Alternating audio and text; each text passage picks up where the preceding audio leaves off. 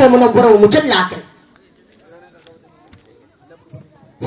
अस्सलाम वालेकुम रहमतुल्लाहि व बरकातहू।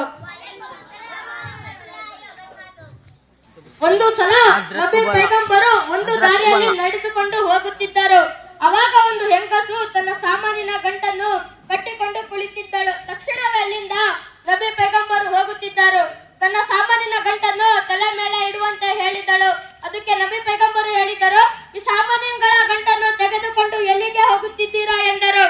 ಮುದುಕಿ ಹೇಳಿದಳು, ಇಲ್ಲಿ ಯಾರೋ ಜಾದುಗಾರಿದ್ದಾನೆ, ಅವನು ನೋಡಿದಲ್ಲ ಅವನೇ ಆಗುತ್ತಿದ್ದೆ, ಆದ್ದರಿಂದ ನಾನು ಮೆಕ್ಕ ಬಿಟ್ಟು ಹೋಗುತ್ತಿದ್ದೇನೆ, ಅವನ ಕಣ್ಣುಗಳು ನನ್ನ ಮೇಲೆ ಬೀಳಬಾರದು ಎಂದರು.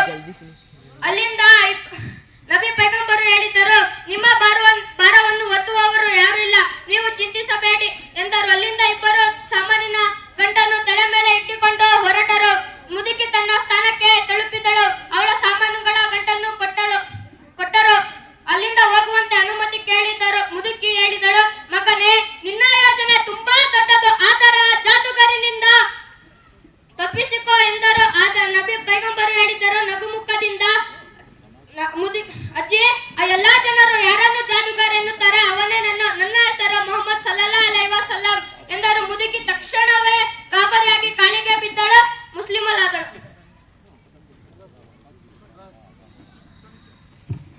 हजरात गिरामी, बीच में नमाज का वक्त था, मगरिब की नमाज की अज़ान